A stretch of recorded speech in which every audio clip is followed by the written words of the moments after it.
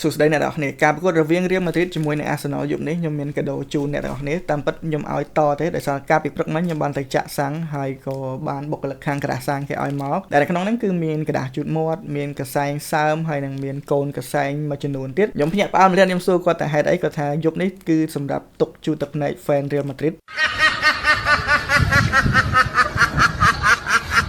ដោយសារតែនៅយប់នេះ fan Real Madrid នឹងត្រូវយំដោយសារតែចាញ់ Arsenal ហើយធ្លាក់ពីពានរង្វាន់ UEFA Champions League ចឹងគាត់ឲ្យមកច្រើនដែរមានកដាស់ជូតមាត់មានកសែងសើមមានអីចឹងបើសិនជាអ្នកទាំងអស់គ្នាត្រូវការអាច comment នៅខាងក្រោមបានខ្ញុំនឹងចែកជូនសម្រាប់ fan Real Madrid តែប៉ុណ្ណោះហើយសម្រាប់ fan Arsenal វិញខ្ញុំនឹងមានជាអាវដ៏ស្រស់ស្អាតហើយយប់នេះកុំភ្លេចទូទាយលទ្ធផលផងចឹងទូទាយគ្រាប់បាល់ថាក្រុម Real Madrid និង Arsenal គ្រាប់បាល់ប្រមាណទល់នឹងប្រមាណហើយសម្រាប់អ្នកដែលទាយត្រូវចំនួន2នាក់ខ្ញុំមានអាវ2រង្វាន់សម្រាប់ពួកគាត់ដូចគ្នាអញ្ចឹងកុំភ្លេចជួបគ្នានៅក្នុងពានរង្វាន់ UEFA Champions League ជើងទី2យប់នេះហើយសម្រាប់ fan Real Madrid កុំភ្លេច comment លេខទូរស័ព្ទហើយនឹងទីតាំងអ្នកទាំងអស់គ្នាខ្ញុំនឹងផ្ញើกระดาษជូតមាត់ហើយនឹងកសែងទៅអ្នកទាំងអស់គ្នាដោយអត់គិតថ្លៃអរគុណ